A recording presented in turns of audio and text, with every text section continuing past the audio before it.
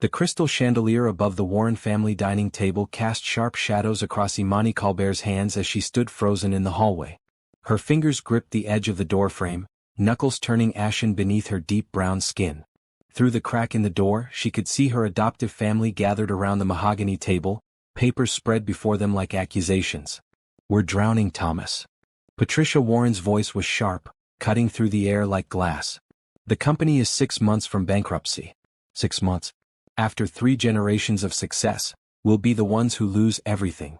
Imani's heart hammered against her ribs. She had known things were bad. The hushed phone calls, the arguments behind closed doors, the way Thomas Warren's face had grown gaunt and gray over the past year. But bankruptcy? The word seemed impossible for a family that had always worn their wealth like armor. "The Pierce meeting is our last shot." Bradley Warren, their biological son, leaned back in his chair. At 32, he had his mother's sharp features and his father's sense of entitlement. "Brandon Pierce has more money than God. One investment from him could save everything. He's also notoriously particular about who he works with." Thomas Warren rubbed his temples. "Every proposal we've sent has been rejected. He won't even take our calls anymore." Silence fell over the room. Imani knew she should walk away, go back to her small room in the East Wing, pretend she had heard nothing. But her feet refused to move. Something about the tension in the air told her this conversation was about to turn dangerous. "What if we sweeten the deal?" Patricia's voice had changed, taken on a calculating edge that made Imani's stomach turn. "Offered him something unexpected? What are you suggesting?" Thomas asked. "Imani." The name hung in the air like poison. Imani's breath caught in her throat. "What about her?" Bradley asked, genuine confusion in his voice. Patricia laughed, a cold sound that held no humor. "Think about it. Brandon Pierce has everything: money, power, success. But he's been alone since his wife died 3 years ago. What if we offered him companionship? As part of the business package?" "You can't be serious." Thomas's voice held more disbelief than outrage. "You want to offer our daughter?" "Adopted daughter," Patricia corrected sharply. "And I'm not talking about anything permanent or illegal. Just part of the arrangement. We took her in, gave her a home, education, everything. She owes us. And honestly, what else is she good for? She's 26 with a liberal arts degree and no real prospects. At least this way she'd be useful." Imani felt bile rise in her throat. Her vision blurred with tears, but she forced herself to keep listening. "That's insane." Bradley's protest was weak, already crumbling. "You can't just offer a person." "We wouldn't phrase it like that," Patricia continued, her voice gaining confidence as she warmed to her plan. "We'd present it as a joke at first. You know, we're so desperate we'd throw in our daughter too. Laugh it off. But plant the seed. Brandon Pierce is a businessman. If he sees value in the package deal, he'll pursue it himself. Then it's his idea, not ours." "And if he doesn't bite?" Thomas asked. Imani noticed he wasn't refusing the plan outright. He was just considering logistics. "Then we've lost nothing. We play it off as a joke in poor taste and move on." "But if he does?" Patricia paused meaningfully. "Imani is beautiful. She's educated enough to hold a conversation. And she's been raised with enough etiquette to fit into his world. From a purely strategic standpoint, she's an asset we haven't utilized." "This is crazy." But Bradley's voice held more curiosity than conviction now. "You really think he'd go for it?" "Men are predictable," Patricia said coldly. "Especially lonely ones with too much money. They like to play hero. We present Imani as part of the deal, he feels like he's rescuing her from us, everyone wins." "Except Imani," Thomas said quietly. Patricia's laugh was brittle. "Please. We've given her 20 years of the best life she could have asked for. She was going into the foster system when we adopted her. Some group home or worse. We saved her. She owes us this. And honestly, marrying a billionaire? Most women would kill for that opportunity. She should be grateful." Imani's legs finally unlocked. She stumbled backward, her hand flying to her mouth to muffle any sound. Her entire body shook as the reality crashed over her like ice water. They were planning to trade her. Like property. Like an object to be used in a business transaction. 20 years. She had spent 20 years in this house trying to earn their love. Trying to be good enough, smart enough, quiet enough. She had watched them lavish attention on Bradley, had accepted the smaller bedroom, the hand-me-down clothes before they finally bought her new ones, the subtle ways they reminded her she wasn't really family. And she had told herself it didn't matter. That they had given her a home when no one else wanted her, that she should be grateful. But they had never wanted her at all. She had always been an acquisition. Something to make them look good, to show how charitable and progressive they were. And now that they needed something, they were ready to trade her away without a second thought. So we're agreed? Patricia's voice drifted from the dining room. The Pierce dinner is tomorrow night. We make the joke, see how he responds. I still think this is insane, Bradley muttered. You think filing for bankruptcy isn't insane? Patricia snapped. We do what we must. Family legacy comes first. Except Imani isn't really family, is that it? Thomas's question was quiet, resigned. Now you're understanding, Patricia said. Imani didn't wait to hear more. She turned and walked on shaking legs toward her room, each step feeling like wading through deep water. Inside her small bedroom, she closed the door and leaned against it, sliding down to the floor. The room was neat and impersonal, like a hotel room. In 20 years, she had never been encouraged to really decorate it. Keep it tasteful, Patricia had always said. Remember, this isn't really your house. You're a guest who we've been kind enough to let stay. Imani had tried so hard to believe that wasn't true. That somewhere, buried beneath the cold politeness and the subtle reminders of her place, they actually cared about her. But tonight had stripped away that last desperate hope. She pulled her knees to her chest, wrapping her arms around them. Tomorrow night, they would sit around a table with Brandon Pierce, the man who could save their company. And they would offer her up like a prize in a business deal. They would laugh about it, make it seem like a joke, but mean every word. And if he accepted, they would hand her over without hesitation. What made it worse was the certainty that they saw nothing wrong with this. In their minds, they had done her a favor by adopting her. She owed them. Her life, her choices, her body, it was all debt to be repaid. Imani pressed her face against her knees and let the tears come. Silent, hot tears that soaked into the green cotton of her dress. She had nowhere to go, no family to run to, no safety net. The Warrens had made sure of that over the years, subtly isolating her from forming deep friendships, discouraging her from pursuing careers that might take her far from home. She was trapped. And tomorrow night, the door of her cage was going to open, not to freedom but to a different kind of prison. The worst part, the part that made her feel sick and ashamed, was a tiny voice in the back of her mind asking if maybe this was her only way out. If being traded to a billionaire, even as part of a joke, might somehow be better than staying with the family who saw her as nothing more than a commodity. She hated herself for even thinking it. But as she sat on the floor of her impersonal room, listening to the Warrens continue their planning in the dining room below, Imani couldn't help but wonder if there was any situation in this world where she would ever be seen as more than a transaction. Tomorrow she would have her answer. What would you do if your family offered you as a joke in a business deal? Would you run, or would you stay and face the humiliation? Drop a comment below with your thoughts, and don't forget to subscribe to see how Imani handles this impossible situation. Your support means everything.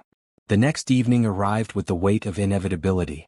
Imani stood in front of her closet mirror, adjusting the simple blue dress Patricia had laid out for her. Not too fancy, Patricia had said. We don't want to look like we're trying too hard. The irony wasn't lost on Imani. She had barely slept, spending the night alternating between fury and despair. Part of her wanted to run, to pack a bag and disappear before dinner. But where would she go? Her bank account held maybe $3,000, saved from years of birthday gifts and the small allowance the Warrens gave her. That would last perhaps 2 months in a cheap apartment, and then what? No. Running wasn't an option. At least not yet. Downstairs, she could hear the bustle of preparation. The Warrens had hired extra staff for the evening, wanting everything to be perfect. The best china, the best wine, the best version of themselves. And Imani, apparently, dressed in blue to blend into the background until the moment they decided to put her on display. Imani. Patricia's voice called up the stairs. Our guest will be here in 10 minutes. Come down. Imani took a deep breath and descended the stairs, each step feeling like walking toward an execution. In the grand foyer, the Warren family waited. Thomas in his best suit, looking ill at ease. Bradley in designer casual wear, checking his phone. And Patricia, wearing a red dress and a smile that didn't reach her eyes. Remember? Patricia said, looking directly at Imani. You're pleasant but not memorable. Speak when spoken to. Smile. Don't embarrass us. I understand, Imani said quietly. Her stomach churned. The doorbell rang. One of the hired staff moved to answer it, and Imani's heart began to race. This was it. The moment her life became part of a business transaction. Brandon Pierce entered the foyer, and Imani's first thought was that he didn't look like she expected. She had pictured someone older, perhaps cold and calculating. Instead, the man who stepped through the door was maybe late 30s, tall and lean in a well-cut charcoal suit. His skin was a warm brown, lighter than hers, his features suggesting mixed heritage. He had kind eyes, deep brown and observant, and when he smiled at the greeting party, the smile actually reached those eyes. "Mr. Pierce, welcome." Thomas stepped forward, hand extended. "Thank you for agreeing to meet with us." "Thank you for the invitation," Brandon said. His voice was deep, measured. "Your home is beautiful." The pleasantries continued as they moved into the dining room.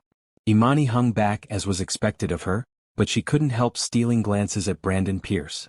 There was something about him that didn't fit the image of a ruthless billionaire. The way he thanked each staff member who served them, the genuine interest in his questions about the house's history, the absence of the arrogant swagger she had expected. Dinner began with uncomfortable small talk. The Warrens were trying too hard, laughing too loud at comments that weren't funny, pushing their business agenda too eagerly. Imani could see Brandon's polite mask beginning to strain. Then Patricia made her move. "We truly appreciate you considering our proposal," she said, refilling Brandon's wine glass. "We're prepared to offer very favorable terms. In fact, we're so eager to work with you, we'd practically throw in everything we have. Including." She laughed, a practiced sound, "our daughter here." The words landed like stones in still water. Silence rippled outward. Imani felt her face burn with humiliation. She kept her eyes on her plate, unable to look up. "I'm sorry?" Brandon's voice had changed, gone flat and hard. "What did you just say?" "Oh, it's just a joke," Thomas jumped in, his laugh nervous. "You know how it is. We're just so desperate to make this work. Pat has a terrible sense of humor." "Does she?" Brandon's tone suggested he didn't find it funny at all. Of course," Patricia backtracked, but Imani could hear the calculation in her voice. She was watching Brandon's reaction, measuring it. "Though, between us, Imani is quite accomplished. Any man would be lucky to have her in their life." "Is that so?" Brandon set down his wine glass carefully. His eyes moved to Imani for the first time, really looked at her. "Colbert?" Imani said softly, finally meeting his gaze. "Imani Colbert." Something passed between them in that moment. Brandon's eyes, sharp and intelligent, seemed to see past the humiliation and forced smiles. He saw the trapped animal beneath. "Miss Colbert, would you mind showing me the garden I saw when I arrived? I'd love to see it before it gets too dark." The request surprised everyone. Patricia's smile faltered. Thomas exchanged a confused glance with Bradley. "Oh, that's not necessary," Patricia began. "We should discuss business." "I'd like to see the garden," Brandon repeated, his voice polite but firm. He stood and looked at Imani. "If you don't mind?" Imani stood on shaking legs. "Of course." They walked out to the garden in silence, leaving the stunned Warren family behind. Once outside, away from the windows where they could be overheard, Brandon stopped and turned to face her. "Are you all right?" he asked simply. The question, asked with genuine concern by a complete stranger, almost broke her. Imani blinked rapidly, fighting tears. "I'm fine." "No, you're not." Brandon's voice was gentle. "And you shouldn't have to be. What they just did in there was cruel." "It's nothing I'm not used to," Imani said, then immediately regretted the admission. Brandon was quiet for a moment, studying her face. "How long have you lived with them?" 20 years.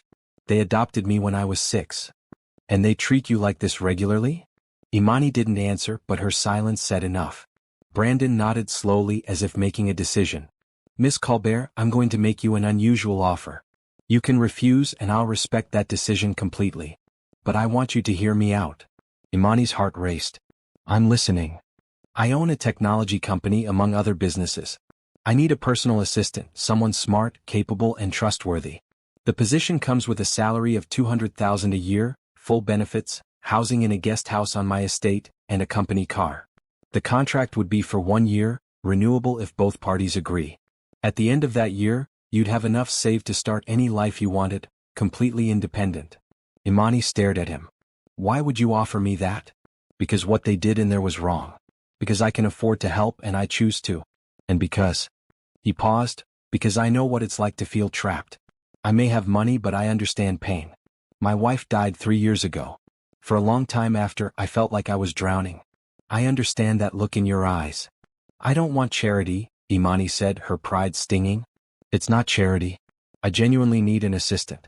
My last one retired 6 months ago and I've been drowning in work. You'd be earning every penny. But more than that, this would give you options. Freedom. A chance to figure out what you want from life without being dependent on people who don't value you. Imani's mind raced. Every instinct screamed that this was too good to be true, that there had to be a catch. But when she looked into Brandon Pierce's eyes, she saw only sincerity. What would I have to do? She asked carefully. Manage my schedule, handle correspondence, coordinate meetings, some travel arrangement. Standard assistant duties. I work long hours, but I respect work-life balance. You'd have your own space, your own life. No strings attached beyond the professional relationship. And the Warrens? I'll still invest in their company. But you'll have nothing to do with that deal. This offer is separate, just between us. If you accept, I'll have my lawyers draw up a contract tonight. You could start immediately. Imani felt tears threatening again. This was her way out. A real way out. And all she had to do was say yes. But something held her back. Years of being told she was worthless, that she owed the Warrens everything, that she should be grateful for scraps. How could she just accept such generosity? As if reading her thoughts, Brandon spoke again. Imani, may I call you Imani? She nodded. Imani, you don't owe them anything. You were a child. They chose to adopt you, and with that choice came responsibilities they clearly didn't honor. Whatever they gave you, it was their legal and moral obligation. You don't owe them your future. And accepting help when you need it isn't weakness. It's wisdom. Why are you doing this? Imani whispered. You don't even know me. Because I can, Brandon said simply.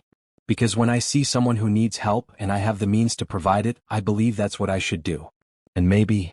He paused, a sad smile crossing his face. Maybe because after 3 years of barely living, of just going through the motions, helping someone else makes me feel human again. Imani took a deep breath. Everything in her upbringing told her to refuse, to not be a burden, to stay in her place. But a new voice, stronger and clearer, told her this was survival. This was her chance. Yes, she said. I accept. Thank you. Brandon's smile was genuine and warm. Thank you. Now shall we go back inside? I have a business deal to finalize with your former family. The word former sent a thrill through Imani's chest. Former family. A new life. Freedom. They walked back into the house together, and Imani felt like a different person than the one who had left it. The Warrens were waiting anxiously in the dining room. Everything all right? Patricia asked, her eyes darting between them suspiciously. Perfect, Brandon said smoothly.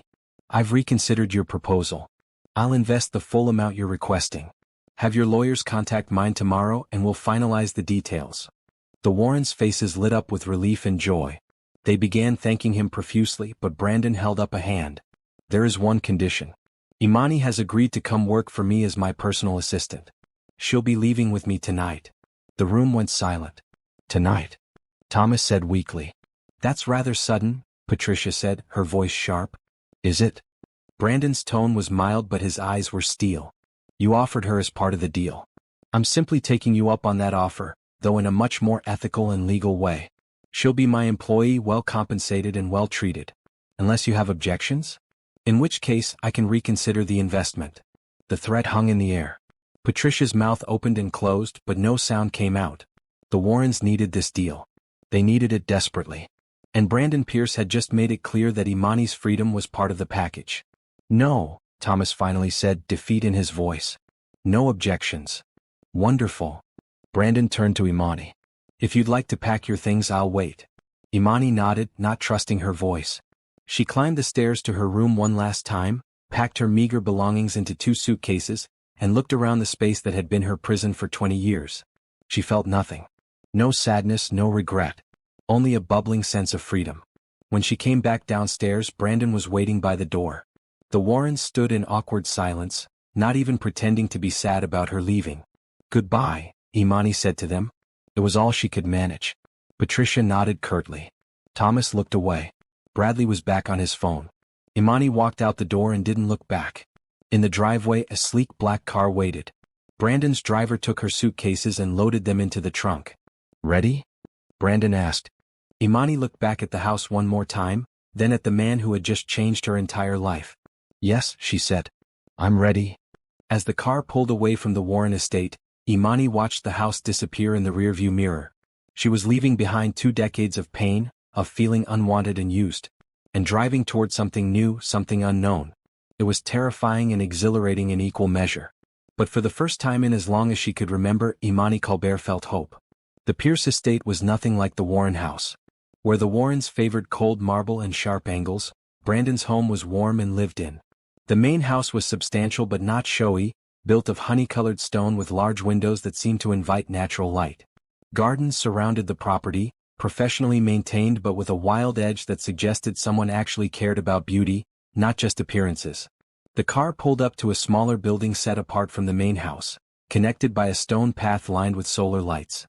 "This is the guest house," Brandon explained as they stepped out. "It's yours for as long as you work for me. 3 bedrooms, full kitchen, living space. Completely private. I'll only come over if invited or if there's an emergency." Imani followed him inside and caught her breath. The space was beautiful. Hardwood floors, comfortable furniture in shades of green and cream, large windows overlooking the garden. It felt like a real home, not a showpiece. "The main bedroom is through there," Brandon pointed. "I had my housekeeper stock the kitchen with basics, but we can go shopping tomorrow if there's anything specific you need. Here's a key, the code for the security system, and this." He handed her a smartphone, still in its box. "It's linked to my business accounts and has all the contact information you'll need. Your personal accounts can stay separate if you prefer." Imani turned the phone over in her hands, overwhelmed. "This is too much." "It's tools for your job," Brandon corrected gently. "Imani, I need you to understand something. You're not a charity case. You're my employee. I have high standards and I'm going to expect you to meet them. This isn't a free ride. It's an opportunity, but you'll have to work for it." The words, oddly, were comforting. Imani had been afraid this was all pity. The idea that she would have to earn her place, that she had value to offer, made it feel real. "I understand," she said. "Good. Now it's late. Get settled tonight. Tomorrow morning, come to the main house at 8. We'll go over your duties and get started. My housekeeper, Mrs. Chen, will give you the tour." "Oh, and Imani?" She looked up at him. "Welcome home." After Brandon left, Imani stood in the middle of her new living room, surrounded by her meager suitcases, and finally let herself break down. She sank onto the couch and sobbed, great heaving cries that came from somewhere deep inside. But these weren't tears of sadness. They were relief. The overwhelming emotion of realizing she was finally, truly safe. She cried until she had no tears left, then wiped her face and began unpacking. Her clothes looked shabby and sparse in the large closet, her few personal items barely filling one shelf. But it was hers. This space, this chance, this life was hers. That night, Imani slept better than she had in years. The next morning she woke early, nervous energy flooding her system. She dressed carefully in one of her nicer outfits, black slacks and a cream blouse, then walked the stone path to the main house. Mrs. Chin met her at the door. The woman was in her 60s, with kind eyes and a no-nonsense demeanor. "You must be Imani." "I'm Mrs. Chin, I manage the household.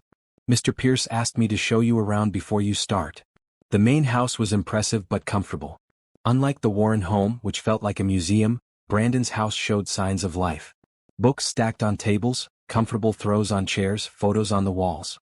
Photos of a beautiful woman with dark hair and a warm smile, sometimes alone, sometimes with Brandon. His late wife, Imani realized. "Mr. Pierce works from home most days," Mrs. Chin explained as they walked. "His office is on the 2nd floor. You'll have a desk there as well.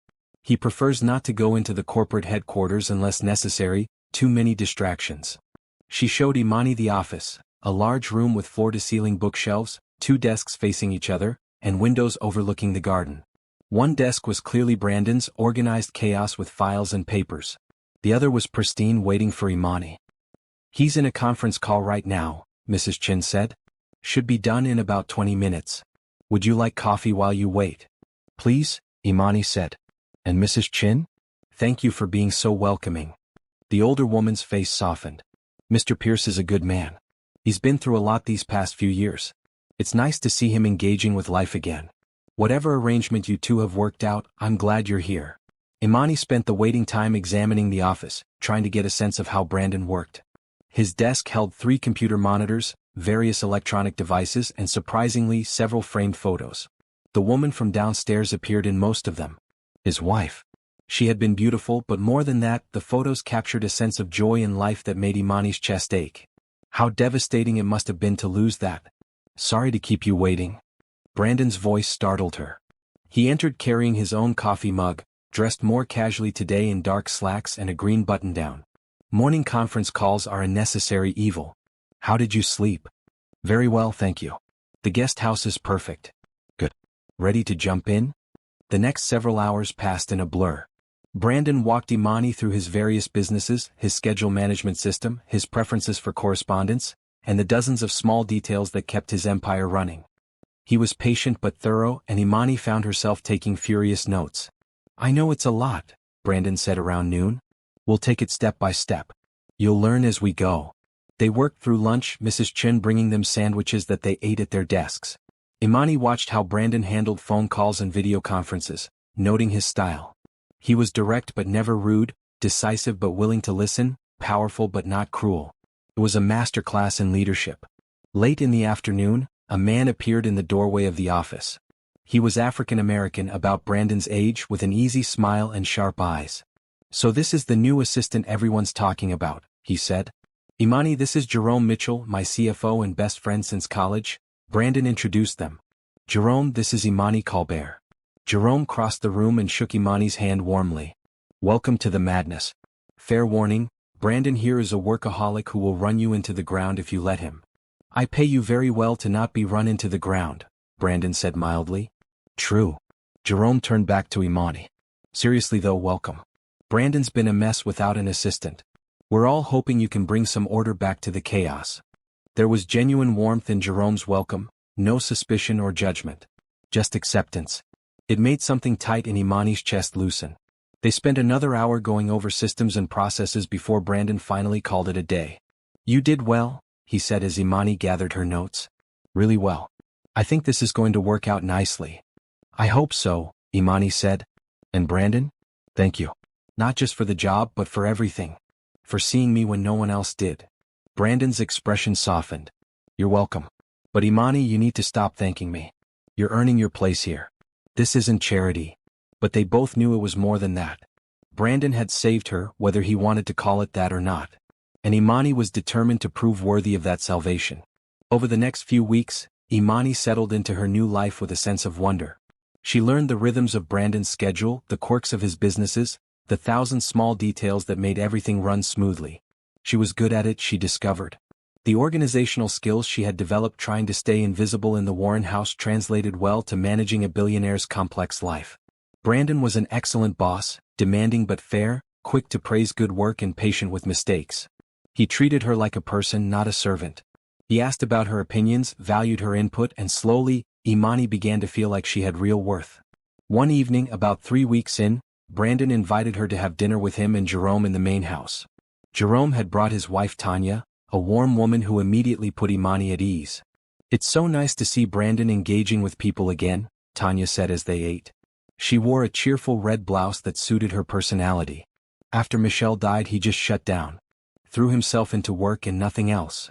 Tanya? Jerome warned gently. No, she's right, Brandon said. He looked at Imani. I haven't been fully present in my own life for 3 years. I've been going through the motions.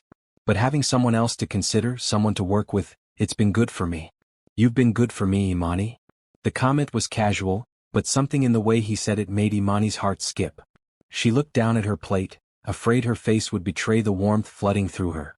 Well, we're glad to have you here, Jerome said, smoothly changing the subject. And speaking of work, Brandon, we need to talk about the Hartman proposal. Business talk resumed, and Imani was grateful for the reprieve. But she couldn't shake the feeling that something had shifted. Brandon had called her presence in his life good. And sitting at this table, surrounded by kind people who treated her like family, Imani realized she felt the same way. For the first time in her life, she was exactly where she belonged. And that terrified her almost as much as it thrilled her. 6 weeks into her new life, Imani had almost managed to forget about the Warrens entirely. She was thriving in her role, learning more each day, and slowly beginning to believe this life was real and permanent. Brandon had even insisted she use the company card to buy herself a proper work wardrobe, and her closet now held clothes that actually fit and looked professional. She was working late one Thursday evening, finishing up some correspondence, when Mrs. Chin appeared in the office doorway looking troubled. Imani, there are people here to see you. They say they're your family. Imani's blood ran cold. The Warrens? Mrs. Chin nodded. They're quite insistent. Mr. Pierce is in a board meeting, or I would have asked him first. I wasn't sure what to do. Imani's hands were shaking, but she forced herself to stay calm. Where are they? I left them in the front parlor. I didn't want them wandering the house. Thank you, Mrs. Chin. I'll handle it. Imani walked to the front parlor with her heart hammering. Through the doorway she could see them. Patricia, Thomas, and Bradley Warren, all three looking around the room with barely concealed envy. Imani, there you are, Patricia said when she entered. Her voice was sticky sweet, but her eyes were calculating. We've missed you terribly. You left so suddenly.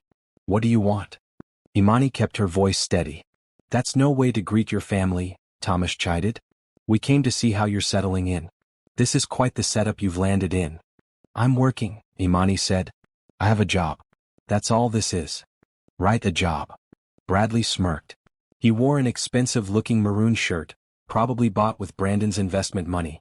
Personal assistant. That must be quite interesting work. The insinuation in his voice made Imani's skin crawl, but she refused to rise to the bait. Did you need something specific? I have work to finish. Patricia's false sweetness dropped away. Actually, yes. We do need something. Brandon's investments saved our company, which is wonderful. But we've identified some additional opportunities. Expansion possibilities that could really take us to the next level. We need more capital. So ask Brandon yourselves. I don't handle his investments. But you have his ear, Thomas said. You're with him every day. Surely you could mention these opportunities, help convince him to invest more. Imani stared at them in disbelief. You can't be serious. You want me to manipulate my boss into giving you more money? Don't be dramatic, Patricia snapped. We're not asking you to manipulate anyone. Just mention the opportunities. Plant seeds. That's all. After everything you did, everything you said, you have the nerve to come here and ask me for favors? We gave you everything, Patricia's voice rose. 20 years of our generosity. You owe us. I owe you nothing. The words felt powerful, liberating. You took me in because it made you look good. You treated me like an employee, not a daughter. And then you tried to trade me to save yourselves. I don't owe you anything. You ungrateful little. Patricia started forward, but Thomas caught her arm. Maybe we should discuss this more calmly, he said. There's nothing to discuss. Imani's voice was steel. I'm not helping you. Please leave. Now wait just a minute, Bradley said. You're living in luxury here because of us. If we hadn't made that deal with Brandon? Is there a problem? Brandon's voice cut through the room like ice. They all turned. Brandon stood in the doorway, still in his suit from his board meeting. His face was calm, but his eyes were cold as they swept over the Warrens. Mr. Pierce, Patricia's face lit up with false delight. We were just visiting Imani. I can see that. And from what I overheard, demanding that she pressure me for more investments. Brandon's voice was pleasant, but there was steel underneath. Let me make something very clear. Imani is my employee. She has no influence over my business decisions, nor would I ever put her in that position. Your business arrangement is with me directly. If you have proposals, you go through the proper channels. Of course, we didn't mean to. Thomas started. I think you did. Brandon stepped fully into the room. I think you came here to exploit someone you've spent 20 years exploiting. That ends now. We're her family, Patricia protested. No, you're not. Family doesn't treat people the way you treated Imani. Family doesn't offer a child up as part of a business deal, even as a joke. Brandon's voice was cutting. I've been thinking about this situation a lot over the past few weeks, and I've made a decision. He pulled an envelope from his jacket pocket. This is a check. It will pay off every remaining debt your company has. Every mortgage, every loan, every credit line. You'll be completely solvent. The Warrens' eyes went wide with greed and disbelief. However, Brandon continued, accepting this check comes with conditions. You will sign legal documents relinquishing any parental rights or claims to Imani. You will sign agreements never to contact her again unless she initiates contact. You will have no legal, financial, or social claim on her life moving forward. That's blackmail, Patricia breathed. No, it's a business deal. The kind you claim to understand. Brandon's smile was sharp. You get financial freedom. Imani gets actual freedom. Everyone wins. Unless, of course, you value your claim on Imani more than you value solvency. The silence stretched. Imani watched the Warrens exchange glances, saw the calculation in their eyes. They were weighing the value of keeping her in their clutches against the value of complete financial security. It took them less than 30 seconds to decide. "We'll need to review the documents with our lawyer," Thomas said slowly. "Of course. I'll have everything sent over tomorrow. You'll have 1 week to decide." Brandon's tone was final. "Now I think you should leave. You're upsetting my assistant, and I have a very busy schedule tomorrow that I need her clear-headed for." The dismissal was clear. Patricia looked like she wanted to argue, but Thomas was already moving toward the door. Bradley followed, throwing one last resentful look at Imani. At the doorway, Patricia turned back. "You'll regret this, Imani. Biting the hand that fed you." "The hand that fed me also tried to sell me," Imani said quietly. "I have no regrets." After they left, silence fell over the room. Imani stood frozen, processing what had just happened. Brandon had offered to pay off all the Warrens' debts. That had to be millions of dollars. Just to set her free. "Why?" she finally whispered. "Why would you do that?" Brandon's expression softened. "Because I can afford it and you deserve to be free. Because what they did was wrong and I have the means to make it right. And because..." He paused. "Because in 6 weeks you've become important to me. Not as an employee, though you're excellent at that. But as a person I care about. I don't like seeing people I care about hurt." Imani felt tears burning behind her eyes. "I can't let you do this. It's too much. It's already done. The check is written. The documents are drawn up. All that's left is for them to decide what they value more, money or control over you. And we both know what they'll choose." He was right. The Warrens would take the money. They would sign away any claim to her without hesitation. And Imani would finally, truly be free. "Thank you," she whispered. "I know you say I shouldn't keep thanking you, but I don't know what else to say." Brandon crossed the room and for the first time, pulled her into a brief hug. It was warm and solid and safe. "You don't have to say anything. Just keep being who you are. That's enough." When he pulled back, Imani saw something in his eyes she couldn't quite name. Something warm and complex that made her heart race. "Come on," Brandon said, breaking the moment. "It's late and we both need dinner. Mrs. Chin made her famous lasagna. We can eat and watch something mindless on TV. No more thinking about the Warrens tonight." They spent the evening in Brandon's comfortable media room, eating lasagna and watching old comedies. It felt natural and easy, like they'd been friends for years rather than weeks. When Imani finally returned to the guest house, she felt lighter than she had since the Warrens' arrival. True to Brandon's prediction, the Warrens signed the documents within 3 days. They took the money and walked away without a backward glance. Imani waited for the grief, the sense of loss, but it never came. Instead, she felt only relief. She was free. Truly, completely free. No more looking over her shoulder, no more fearing they would come back and try to claim her or control her. She was her own person for the first time in her life. And as she looked at Brandon across their shared office, watching him work with quiet intensity, Imani realized something else. She wasn't just free from the Warrens. She was free to choose what came next. And what she was beginning to want, what she was beginning to hope for, was something she never thought she deserved. A real home. A real family. Maybe even real love. It was terrifying and thrilling and entirely new. But as Imani had learned over the past 2 months, sometimes the scariest things were the ones most worth pursuing. Spring arrived at the Pierce estate with an explosion of color. The gardens burst into life with flowers Imani had never seen before, and the days grew longer and warmer. It had been 3 months since she left the Warrens, 3 months since she started building a real life. The rhythm of working with Brandon had become second nature. They moved through their days in comfortable synchronicity, anticipating each other's needs and preferences. Imani had become indispensable, not just as an assistant but as a trusted advisor. Brandon asked her opinion on business decisions, valued her perspective on difficult situations, and treated her insights with genuine respect. But something else was changing too, something neither of them was quite ready to acknowledge. It started with small things. The way Brandon's face lit up when Imani entered the office each morning. The way Imani found excuses to work late when Brandon was working late. The casual touches that lingered just a moment too long. The laughter that came easier and more frequent. One evening, working late on a major presentation, Brandon leaned back in his chair and rubbed his eyes. "I need a break," he announced. "Want to take a walk? The garden is beautiful this time of evening." They walked through the paths in comfortable silence, the sunset painting the sky in shades of pink and gold. Finally, Brandon spoke. "Can I ask you something personal?" "Of course. Do you ever think about what comes next? After this year is up, I mean. Your contract ends in 9 months. Imani's heart clenched. She had been trying not to think about that. Sometimes, she admitted, I've been saving money. I could go back to school maybe, or start something of my own. Would you want to stay? Brandon asked quietly. Renew the contract, I mean. You've been the best assistant I've ever had. I'd hate to lose you. The question was professional, but something in his tone suggested he was asking about more than just work. I'd like that, Imani said carefully. I've been happy here. Happier than I've ever been.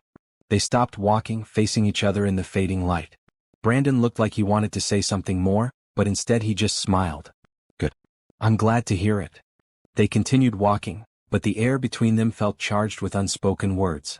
Later that week, Jerome came by the office with his wife Tanya and their 2 children.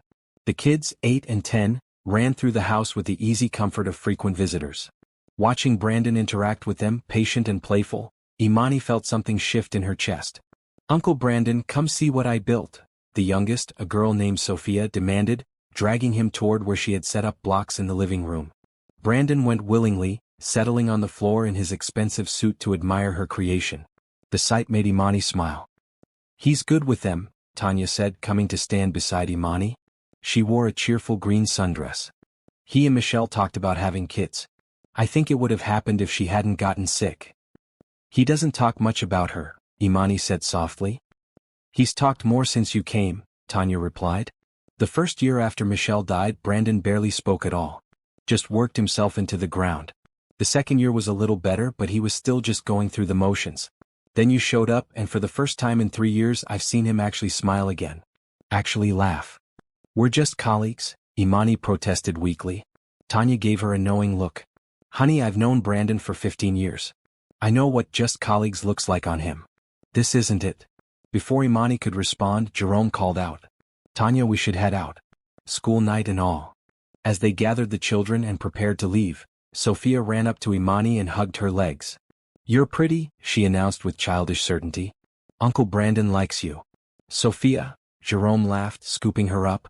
Let's not embarrass the adults. But Sophia's words lingered after they left. Did Brandon like her? More importantly, how did she feel about him? The answer came to her slowly over the following weeks. She realized she had stopped thinking of this as temporary. She woke up each morning excited to see Brandon, to work beside him, to share meals and conversations. She memorized his coffee order, his favorite foods, the small things that made him smile. She found herself noticing the way his eyes crinkled when he laughed, the way he ran his fingers through his hair when he was thinking hard about something. She was falling for him. The realization terrified her. Brandon was her boss, her savior, the person who had pulled her out of the worst situation of her life. How could she possibly tell him she wanted more than friendship and professional respect? One evening they were working late again, the office lit only by desk lamps. Brandon had taken off his jacket and rolled up his sleeves, and Imani found herself distracted by the casual intimacy of it. Earth to Imani, Brandon said with amusement. I've said your name 3 times. Sorry, Imani felt her face heat. What were you saying? Brandon set down the document he'd been reviewing. Actually, I wanted to tell you something. About Michelle. Imani's attention snapped fully to him. In 3 months he had barely mentioned his late wife. I met her in college, Brandon began, his voice soft. She was studying art history and I was in business school. She was everything I wasn't, creative, free-spirited, constantly seeing beauty in things I overlooked. She balanced me. Made me better. She sounds wonderful, Imani said gently. She was.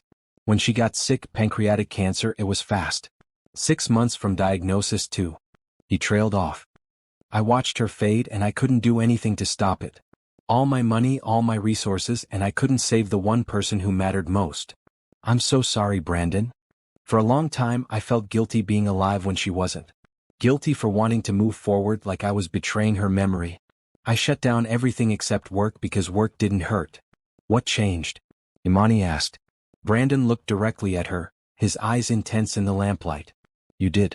Having you here, working with you, getting to know you, it reminded me that life doesn't stop. That there's still joy to be found, still connections to make. Michelle wouldn't have wanted me to stop living. She would have wanted me to find happiness again. Do you think she'd be happy with the person you've become? I think she'd be relieved I'm finally trying again. Brandon paused. Imani, I need you to know something. What started as me helping you has become something more. You've become important to me. Not just as an employee but as a friend. As someone whose presence makes my life better. Imani's heart raced. You've made my life better too. Given me more than I ever thought I deserved. You deserve everything good, Brandon said firmly. Never doubt that. The moment stretched between them, heavy with possibility. Imani wanted to close the distance, to tell him everything she'd been feeling. But fear held her back. What if she was misreading things? What if this was just friendship and her confession ruined everything? We should probably call it a night, Brandon said finally, breaking the spell. It's almost midnight. They walked out together, and at the fork in the path where Brandon turned toward the main house and Imani toward the guest house, they hesitated. Good night, Imani, Brandon said softly. Good night, Brandon. Imani walked to the guest house with her mind spinning. Something was building between them, something real and powerful and terrifying. But the gap between friendship and something more seemed impossibly wide, filled with questions of propriety and power dynamics and fear. That night, lying in bed, Imani made a decision. She would be patient. She would let things develop naturally. And when the time was right, when they were both ready, she would find the courage to tell him the truth. That she wasn't just grateful to him. She was in love with him. The question was whether he felt the same way. And if he did, would he allow himself to admit it? Or would the memory of his late wife and the complexity of their situation keep them forever circling each other, never quite closing the distance? Only time would tell. But Imani was learning to trust in possibilities, to believe that good things could happen to her. And the possibility of love, real, honest, mutual love, was the best thing she could imagine. Absolutely not, Brandon said, his voice unusually firm. You're coming with me and that's final. Imani looked up from her desk where she'd been preparing materials for an upcoming board meeting. Brandon stood with his arms crossed, an expression of stubborn determination on his face. Brandon, I'm your assistant, not your date. It would be inappropriate for me to attend the gala as your guest. You're my colleague and I need someone there I can actually talk to without pretending to care about their golf handicap. Besides, Jerome and Tanya are going. It won't be weird. The Parker Foundation Charity Gala was the social event of the season, bringing together the city's wealthiest to raise money for children's education. Brandon had been invited as a major donor, and Imani had been perfectly content to stay home. I don't even have anything appropriate to wear, she protested weakly. That's easily solved. Brandon pulled out his phone and made a call. Yes, this is Brandon Pierce. I need a personal shopper sent to my estate this afternoon. For formal evening wear. Measurements needed. Yes, the full service. Thank you. He hung up and looked at Imani with satisfaction. Problem solved. Brandon, you can't just. I can and I did. Imani, please. I don't want to go to this thing alone, pretending to enjoy small talk with people I barely know. I want someone there who makes the evening bearable. That's you. The way he said it, raw and honest, made Imani's resolve crumble. Okay, she agreed softly. I'll go. That afternoon, a personal shopper arrived with racks of evening gowns. The woman, a stylish professional named Grace, had Imani try on dress after dress until they found the perfect one. It was a maroon gown, elegant and sophisticated without being flashy. The neckline was modest but flattering, and the way the fabric draped made Imani feel beautiful in a way she never had before. That's the one, Grace said with satisfaction. You look stunning. Looking at herself in the mirror, Imani barely recognized the woman staring back. The dress transformed her from assistant to equal, from background player to someone who belonged at a billionaire's side. On the night of the gala, Imani spent extra time getting ready. She styled her hair in elegant twists, applied makeup with a careful hand, and when she slipped into the maroon gown, she felt like a different person.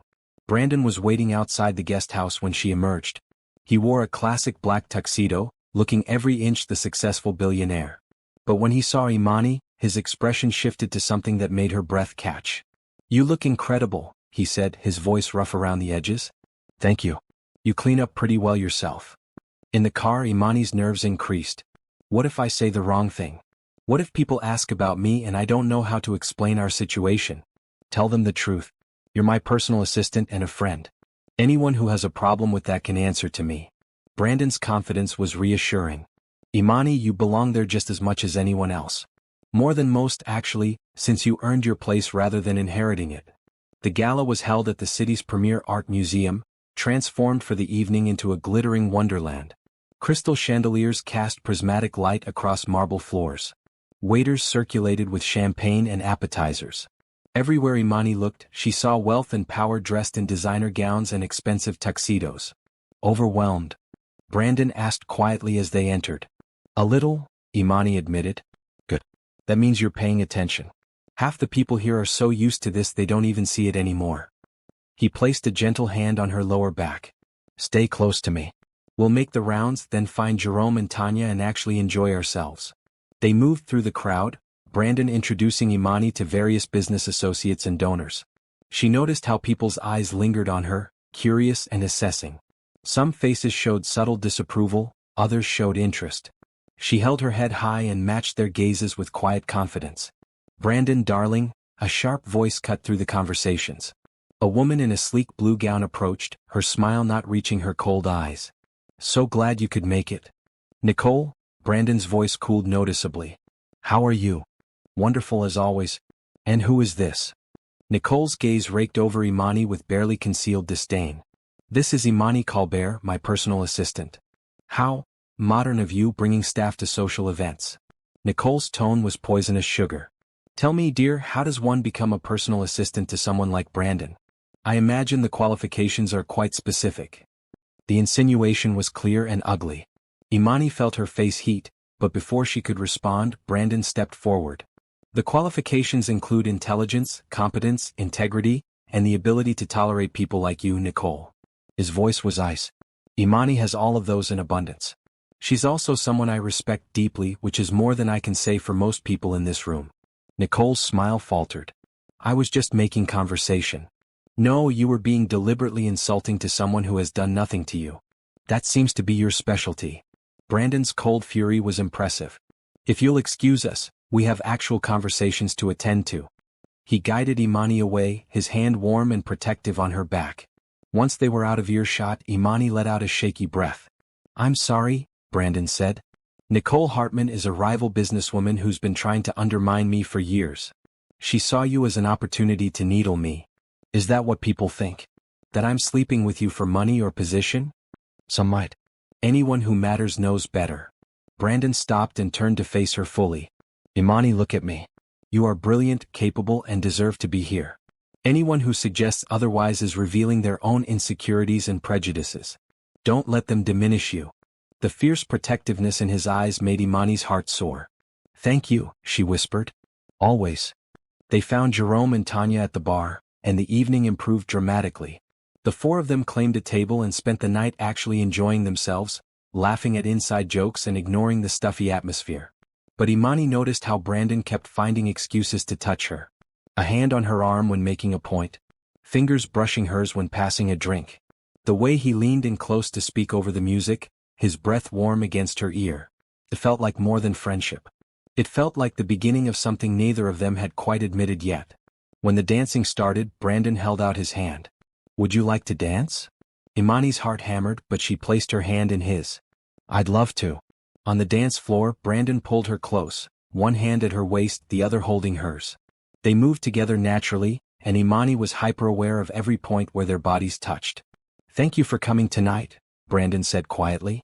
I know I strong-armed you into it, but I'm glad you're here. I'm glad too, Imani admitted. Even with people like Nicole. People like Nicole don't matter. What matters is... He paused, searching her face. What matters is finding people who see you for who you really are. Who value you properly. Do you? The question slipped out before Imani could stop it. Value me properly? Brandon's arms tightened around her. More than I probably should, he said, his voice low and intense. The confession hung between them, weighted with possibility. Imani's breath caught. This was it. The moment where everything could change. But then the song ended and people began applauding and the moment fractured. Brandon stepped back, his expression guarded again. We should probably head out, he said. Early meeting tomorrow. In the car ride home they sat in charged silence. Imani's mind replayed Brandon's words over and over. More than I probably should. What did that mean? Was it acknowledgement of feelings or regret for having them? At the estate, Brandon walked her to the guest house door. They stood facing each other in the soft glow of the porch light. Tonight was. Brandon started, then stopped. Imani, I need you to know something. You've become incredibly important to me. But our situation is complicated. The power dynamic, the fact that I'm your employer, everything you've been through. I don't want to take advantage or make you feel obligated in any way. What if I don't feel obligated? Imani asked, finding courage she didn't know she had. What if I just feel? Brandon's eyes darkened. He reached out and gently tucked a strand of hair behind her ear, his fingers lingering against her cheek. Then we need to be very careful. Because what I feel is significant. And scary. And completely inappropriate given our arrangement. Life is complicated, Imani said softly. But that doesn't mean the feelings aren't real. No, Brandon agreed. It doesn't. They stood there, suspended in possibility, neither quite brave enough to close the final distance. Finally Brandon stepped back. Good night, Imani. Thank you for tonight. Good night, Brandon. Imani went inside and leaned against the closed door, her heart racing. Something had shifted tonight. They had both acknowledged, however indirectly, that this was more than just a professional relationship. The question now was what they were going to do about it. The week after the gala passed in a state of heightened tension. Brandon and Imani continued working together, but there was a new awareness between them, a careful distance that felt like holding their breath. Imani caught Brandon watching her sometimes, his expression unreadable.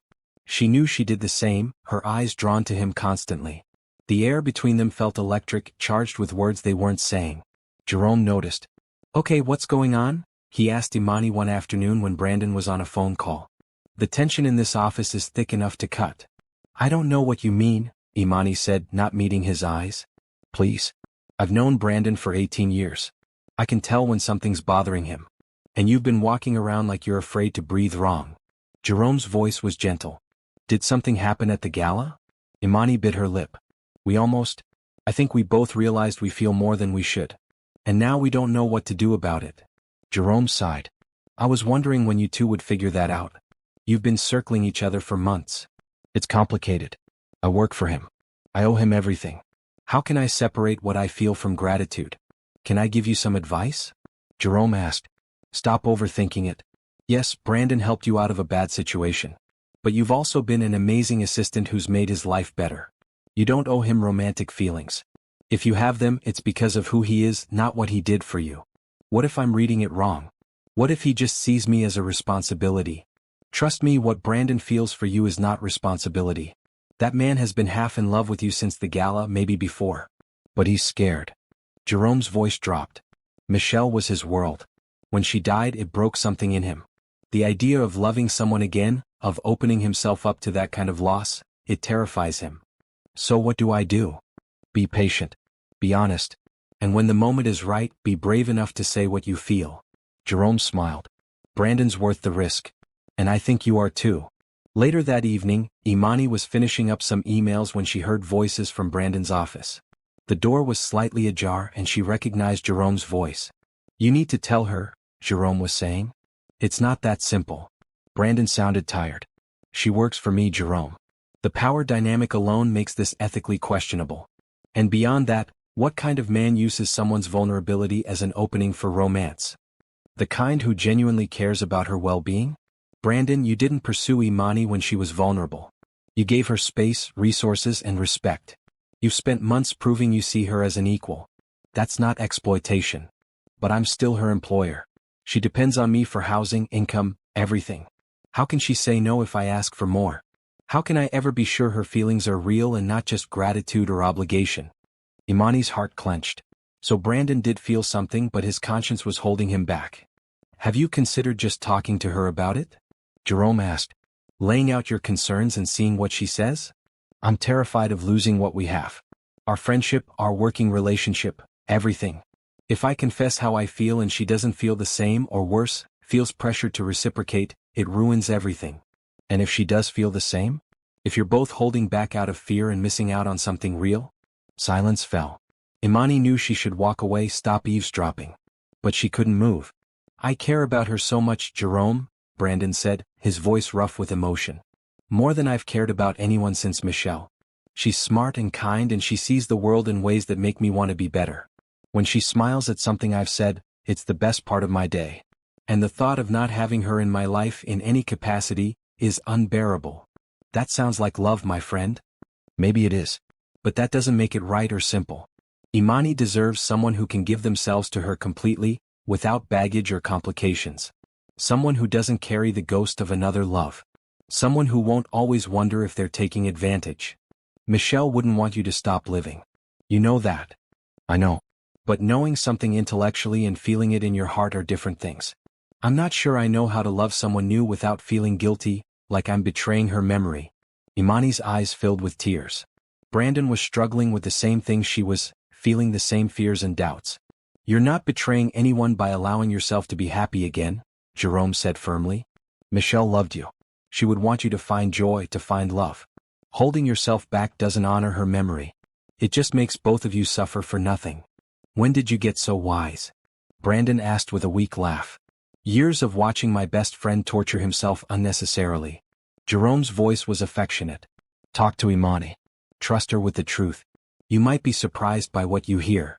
Imani quietly backed away from the door and returned to her desk, her mind spinning. Brandon cared for her. Really cared. But he was holding back because he didn't want to take advantage, because he was afraid of betraying his late wife's memory, because he questioned whether her feelings could be real given their situation. She understood all of those concerns. They were the same ones keeping her awake at night. But hearing him voice them, hearing the pain and longing in his voice, made her realize something important. They were both suffering because they were both trying to be noble. They were both denying their feelings to protect the other person. And in doing so they were both miserable. Something had to change. Someone had to be brave enough to break the stalemate. And Imani decided, with sudden clarity, that it would be her. She had spent her entire life letting other people dictate her worth, her choices, her future. The Warrens had taught her to be small, to not ask for what she wanted, to accept whatever scraps were offered. But Brandon had taught her something different. He had taught her that she had value, that her voice mattered, that she deserved to take up space in the world. And if he wouldn't be brave enough to say what he felt because he was trying to protect her, then she would be brave enough for both of them. She would tell him the truth. She would lay out her feelings honestly without apology or shame. And then they would figure out together what came next. The decision filled her with equal parts terror and determination. But for the first time in months, Imani felt like she was taking control of her own destiny. Tomorrow she would change everything. Tomorrow she would tell Brandon Pierce that she loved him. And whatever happened after that, at least she would know she tried. Do you think Imani should tell Brandon how she feels, or is the situation too complicated? Comment your thoughts below and subscribe to see what happens next. Will love win or will fear keep them apart? Don't miss the next chapter. Brandon was gone when Imani arrived at the office the next morning. A note on his desk simply read, Emergency board meeting. Back by afternoon. B. Imani tried to focus on work, but her mind kept rehearsing what she would say. I care about you. I have feelings for you. I think we could be something together. Every version sounded either too casual or too intense. By the time Brandon returned at 3 in the afternoon, Imani's nerves were frayed. Hey, he said, dropping his briefcase by his desk. He looked tired, but his face lit up when he saw her. Miss me? Always, Imani said, then felt her face heat at how that sounded. Brandon's expression shifted, something warm and intense passing through his eyes. Imani, can we talk? I have something I need to show you. Actually, I need to talk to you too, Imani said. Her heart hammered. This was it. Can I go first? Of course. But before she could speak, Brandon's phone rang. He glanced at it and grimaced. I have to take this. Major investor. Give me 15 minutes? Sure, Imani said, deflating slightly. 15 minutes turned into an hour as one call led to another urgent matter. By the time Brandon was free, it was after 5, and Mrs. Chen had left dinner in warming trays. I'm so sorry, Brandon said, looking genuinely distressed. This day has been chaos. But Imani, what I wanted to show you is important. Can we go to the guest house? I have something waiting there. Confused but curious, Imani followed him across the estate. At the guest house, Brandon pushed open the door and gestured inside. The living room had been transformed. On the coffee table sat stacks of documents, a laptop and several folders. But it was the banner hanging across the back wall that caught Imani's attention. New Beginnings Foundation, she read aloud, then looked at Brandon in confusion. It's yours, Brandon said softly. Or it will be if you want it. He gestured to the materials on the table. I've been working on this for weeks. A non-profit organization focused on supporting adopted children and foster youth. Providing resources for education, counseling, housing assistance, mentorship programs. Everything you didn't have growing up.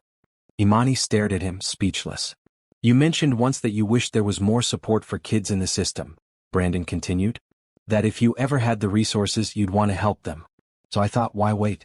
The foundation is fully funded, $5 million to start. I've handled all the legal setup, the board of directors, everything. It's ready to launch. And it's yours to run. Mine? Imani whispered. Completely. Your name is on all the paperwork. You'll be the founder and executive director. You'll make all the decisions about how the money is spent, what programs to develop, everything. I'm just the donor. You're the visionary. Imani picked up one of the folders with shaking hands. Inside was a complete business plan, articles of incorporation with her name listed as founder, even mock-ups for a website. Brandon, I can't accept this. It's too much. It's not enough, Brandon said firmly. And here's the important part. This is yours regardless of whether you stay working for me. The foundation is independent. You can run it from here or you can rent office space downtown. You can keep working as my assistant or you can focus solely on the foundation. The choice is entirely yours. The implications crashed over Imani. Brandon was giving her complete financial and professional independence. He was removing any power imbalance between them. Why? She asked, though she thought she knew. Brandon took a deep breath. Because I need you to know you have choices. Because our relationship, whatever it is, can't be complicated by you feeling dependent on me or obligated to me. I want you in my life, Imani, but only if you choose to be there freely. Not because I'm your employer or your benefactor, but because you want to be. What are you saying? Imani's heart was racing. I'm saying that I care about you. More than care. I have feelings for you that go way beyond professional respect or friendship. But I can't act on those feelings as long as you work for me, as long as there's any question about whether you can truly choose freely. Brandon's voice was intense, his eyes locked on hers. So I'm giving you this. Real independence. Real choice. And then, if you want, when you're ready, we can figure out what comes next between us as equals. Tears streamed down Imani's face. You do all this just to remove the power imbalance? I'd do anything to make sure you know you're free. That you have value and power and choices. That whatever you feel for me, if you feel anything, is real and not influenced by gratitude or dependence. Brandon's voice cracked slightly. I love you, Imani. I've been in love with you for months. But I can't be with you, I won't be with you, until I know for certain that you're with me because you want to be, not because you feel you have to be. The confession hung in the air between them, raw and honest and beautiful. You love me? Imani whispered. Yes. So much it terrifies me. But I needed you to know you have power here. That you don't owe me anything. That this foundation is yours regardless of what you feel or what you choose. Imani set down the folder and crossed the room to stand directly in front of Brandon. She reached up and cupped his face in her hands, making him look directly at her. I was going to tell you today that I love you too, she said clearly. Before you showed me all this. Before you gave me any foundation or independence. I've been in love with you for months, and it had nothing to do with gratitude or obligation. It's because of who you are. Because you're kind and thoughtful and you see me as a person, not a possession. Because you make me laugh and challenge me to be better. Because when I'm with you, I feel like I'm home. Brandon's eyes widened. Imani. I know our situation is complicated. I know there are power dynamics and questions about whether my feelings are real. But they are real, Brandon. What I feel for you has nothing to do with your money or what you've done for me. It's about who you are as a person. The man who takes time to thank his staff. Who talks to his friends' children with genuine interest. Who carries grief with grace. Who built an entire foundation just to make sure I knew I had choices. Are you sure? Brandon's voice was rough. Because once we cross this line, there's no going back. I need you to be absolutely certain. I've never been more certain of anything in my life. Imani's voice was steady and clear. I love you, Brandon Pierce. Not because you saved me, but because you showed me who I could be.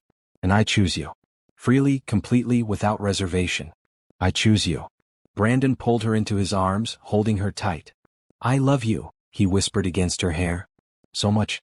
You have no idea how long I've wanted to say that. I think I have some idea, Imani said, pulling back to look at him. I heard you talking to Jerome yesterday. About being afraid to love again, about feeling like you'd be betraying Michelle's memory. You heard that? Brandon looked embarrassed. Every word. And I need you to know something. Loving me doesn't betray Michelle. Love isn't a finite resource. You can honor her memory and still allow yourself to be happy. In fact, I think that's exactly what she would want for you. Brandon's eyes glistened with tears. Jerome said something similar. Smart man. You should listen to him more often. They stood there wrapped in each other's arms, finally allowing themselves to feel everything they'd been holding back. So what happens now? Imani asked. Now we take it slow. We figure this out together. You launch your foundation and I support you from wherever you want me, closer with space.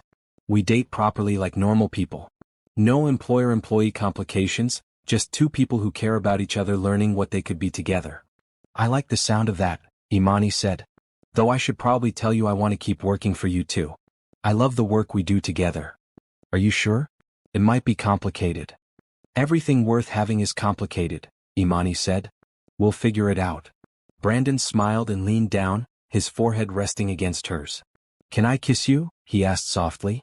I thought you'd never ask. The kiss was gentle at first, tentative and sweet. But then it deepened, weeks of denied attraction and suppressed feelings pouring into the connection. When they finally pulled apart, both were breathless. Wow, Imani said. Yeah, Brandon agreed. Wow. They spent the rest of the evening on the couch, talking and kissing and planning the future. Brandon walked Imani through all the foundation documents, genuinely excited about the work she could do. Imani asked questions and made notes, her mind already spinning with possibilities. We should celebrate, Brandon said as the evening grew late. Officially. Tell Jerome and Tanya, make it real. I'd like that, Imani agreed. But right now, can we just sit here? Just be together? There's nowhere I'd rather be. They sat curled together on the couch, the foundation documents spread around them, and Imani felt a peace she had never known. She was loved. She was valued. She had purpose and power and choices. And she had found a partner who respected her enough to give her all of that before asking for anything in return. It was the greatest gift anyone had ever given her. Not the foundation or the money or the independence, though those were incredible. But the trust. The belief in her worth. The willingness to love her as an equal, not a dependent. For the first time in her life, Imani Colbert felt truly free. And that freedom tasted like joy. The next few weeks passed in a blur of happiness. Brandon and Imani officially changed her role from assistant to foundation director, though she continued to help him with certain projects because she enjoyed the work. They went on actual dates, dinners at quiet restaurants, walks in the park, normal things that made them feel like a real couple. Jerome and Tanya were thrilled when they shared the news, though Tanya admitted she'd been waiting for months for them to figure it out. You two were so obvious, she said laughing. The way you looked at each other, it was like watching a romance movie. The foundation work energized Imani in ways she hadn't expected. She began developing programs, reaching out to foster care agencies, building relationships with social workers and advocates. Brandon supported her fully but let her lead, respecting her vision. One evening they were sitting in the garden of the main house, watching the sunset paint the sky in shades of pink and purple. Brandon had cooked dinner, something he did when he wanted to impress, and they'd eaten on the patio. I've been thinking, Brandon said, playing with Imani's fingers. About us, about the future. Oh. Imani's heart skipped. They'd been together officially for 2 months. But it felt like longer, like coming home after a lifetime of wandering. I know it's fast. I know we should probably wait longer. But I can't stop thinking about it. Brandon turned to face her fully. I want you to move into the main house. Not as staff but as my partner. I want to wake up next to you. I want to share meals and evenings and life with you, not separated by a stone path and separate buildings. Brandon, Imani started, but he held up a hand. I know what you're going to say. That it's too soon, that we should take it slow. And if you need more time, I'll wait. But Imani, I've already wasted 3 years barely living. I don't want to waste any more time pretending I don't know exactly what I want. And what I want is you. In my home, in my life, permanently. Imani felt tears prick her eyes. I want that too, she admitted. I've wanted it for weeks but was afraid to say so. I thought you'd think I was moving too fast or that I wanted you for your money or that you're still that girl the Warrens tried to trade? Brandon asked gently. Imani, you need to let that go. You're not that person anymore. You're a successful foundation director, a brilliant woman with a bright future, and someone I'm incredibly lucky to have in my life. You're my equal in every way that matters. I'm working on believing that, Imani said. You've helped me see myself differently. Like I have worth beyond what I can do for others. You have infinite worth, Brandon said firmly. And I plan to spend however long you'll let me reminding you of that. They sat in comfortable silence for a moment, then Brandon spoke again. There's something else I want to tell you. About Michelle. You don't have to, Imani said quickly. I need you to understand. Brandon took a deep breath. For a long time after Michelle died, I felt guilty whenever I was happy.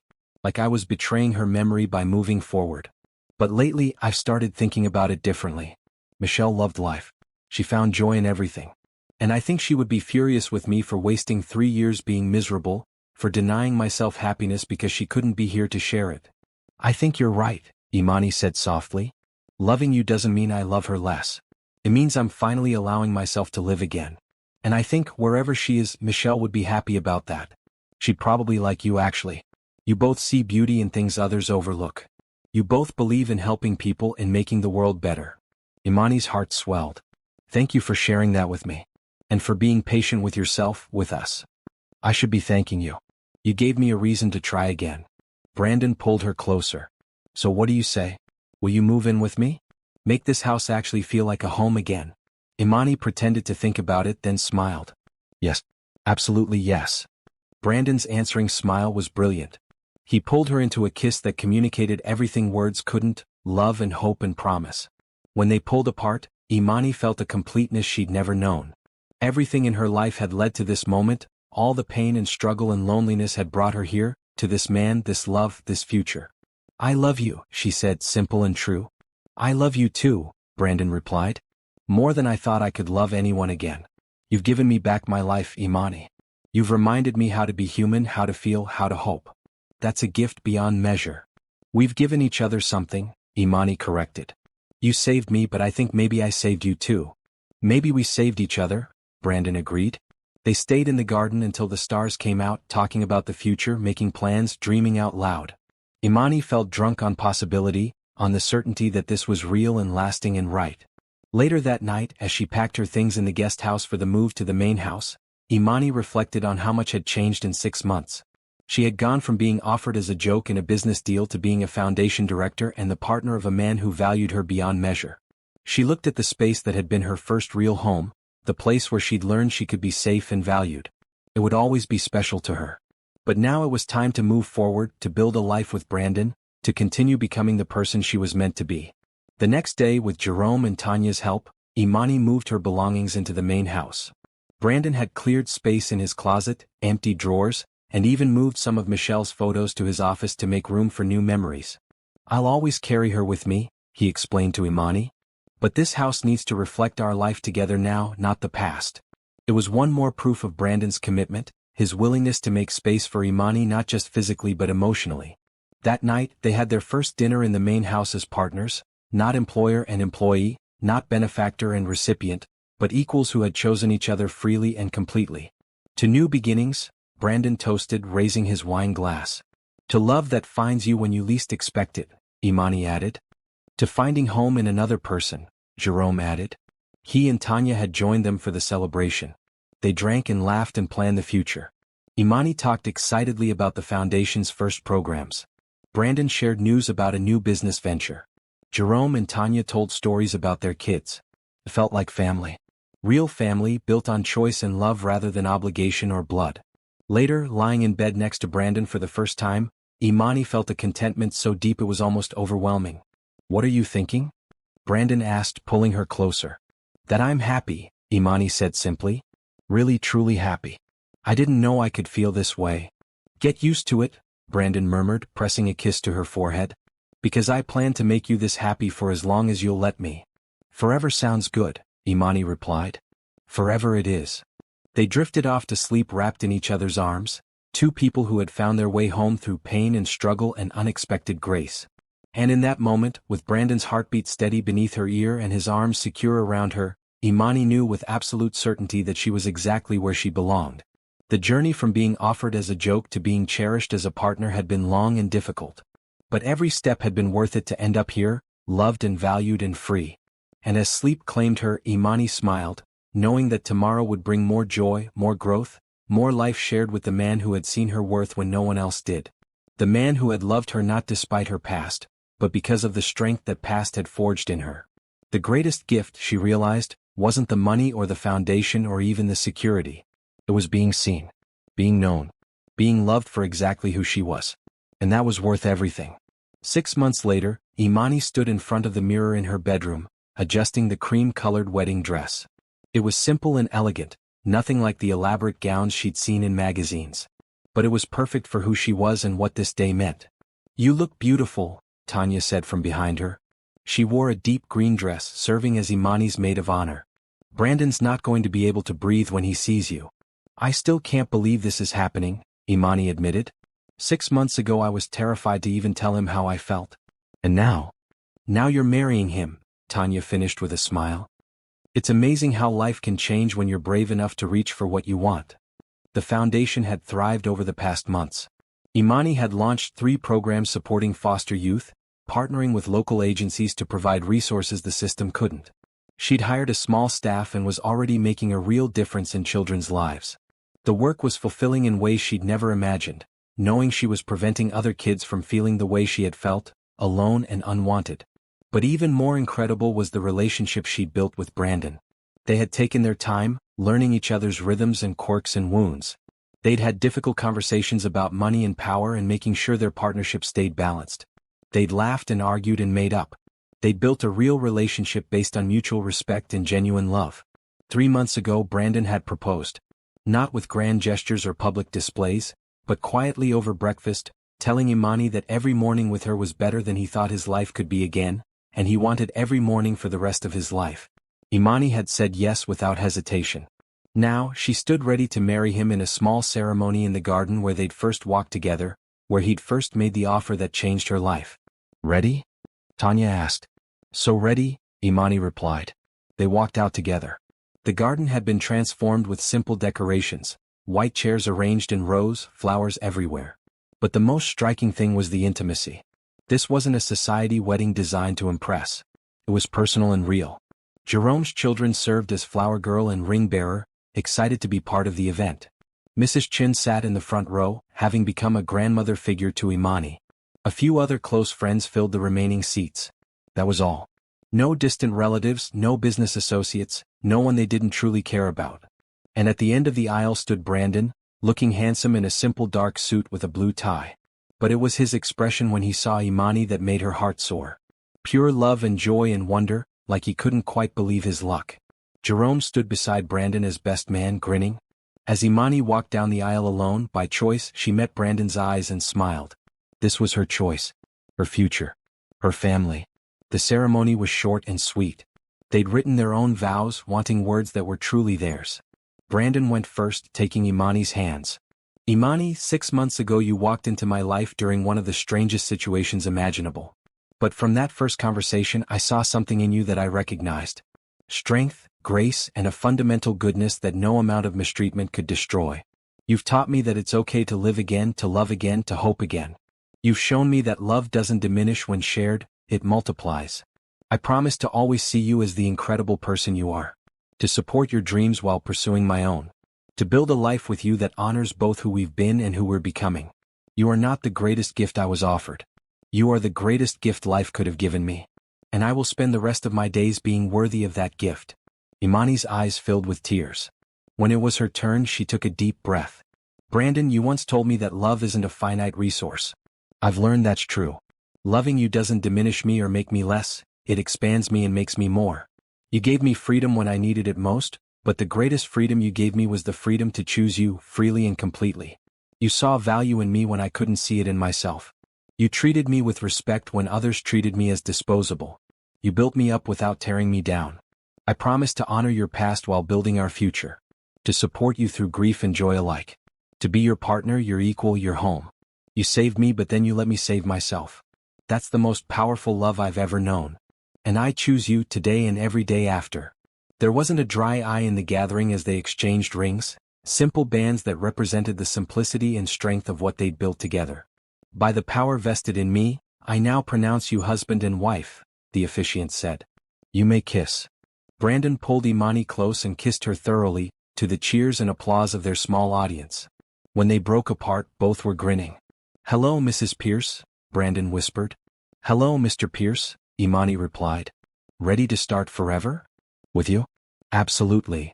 The reception was held in the main house, casual and joyful. There was good food and better conversation. Jerome's kids ran around the garden, their laughter filling the air. Mrs. Chen cried happy tears and told everyone who would listen about how Brandon had needed this, how Imani had brought life back to the house. As the sun began to set, Brandon and Imani had their first dance as a married couple on the patio. The music was soft, a song Brandon had chosen because Imani had hummed it once while working. "Happy?" Brandon asked as they swayed together. "Deliriously," Imani confirmed. "Although I keep waiting to wake up and find this was all a dream." "It's real," Brandon assured her. "Every impossible, beautiful, perfect bit of it." "Do you ever think about how this started? With the Warrens trying to trade me like property?" "Sometimes. But only to be grateful it happened. If they hadn't made that terrible joke, I might never have met you." "I'm grateful too," Imani admitted. "Even though it was awful, it led me here. Sometimes I think about going back and telling that scared girl in the Warren house that everything would work out. That the joke would become the best thing that ever happened to her." "You're the best thing that ever happened to me," Brandon said seriously. "Never doubt that." Later, when the celebration was winding down and guests were leaving, Jerome pulled Brandon aside while Tanya hugged Imani. "You did good, man," Jerome said. "Michelle would be proud of you. Of both of you. Thanks, Jerome. For everything. For being there through the dark years, for encouraging me to try again, for being the best friend a guy could ask for. Always. Now go be with your wife. Enjoy this happiness. You've both earned it." As night fell, Imani and Brandon stood in the garden where everything had begun. The fairy lights strung through the trees twinkled like stars, and the air was warm and perfect. "What are you thinking?" Brandon asked, pulling Imani close. "I'm thinking about all the kids out there who feel like I felt. Alone, unwanted, disposable. And I'm thinking about how the foundation can reach more of them, help more of them. Give them the chances I was given." "Always thinking of others," Brandon said fondly. "That's one of the 1,000 reasons I love you. I can't help it. I know what it's like to believe you have no value. I want every kid to know they matter, that they're worthy of love and respect and good things. We'll make it happen," Brandon promised. Together. They stood there in comfortable silence, two people who had found their way to each other through an unlikely path. A business deal meant as a joke had become a love story. A moment of cruelty had transformed into an opportunity for grace. "Thank you," Imani said softly. "For what?" "For seeing me. For valuing me. For giving me the freedom to choose this, to choose you." "Thank you for choosing me," Brandon replied. "For teaching me how to live again. For being patient with my fears and my grief. For loving me despite my baggage." "We all have baggage," Imani said. "The trick is finding someone willing to help you carry it." "I'll carry yours if you carry mine," Brandon offered. "Deal." They sealed the promise with a kiss, standing in the garden where their journey had begun. And as they walked back to the house together, hand in hand, husband and wife, Imani reflected on the incredible journey that had brought her here. She had been offered as a joke, treated as a commodity, valued less than furniture. But Brandon had seen past all that to the person underneath. He had given her freedom and independence and choice. And she had chosen love. The greatest gift in her life wasn't money or security or even freedom, though those were all precious. The greatest gift was being seen for who she truly was and loved because of it, not despite it. And as they entered their home together, ready to begin their life as partners, Imani knew with absolute certainty that every moment of pain and struggle had been worth it to end up here, with this man in this life, surrounded by love. She was home. Finally, completely, perfectly home. And the joke that had begun as cruelty had become a love story that would last a lifetime. Because kindness had won. Hope had prevailed. And love, as it always should, had led the way.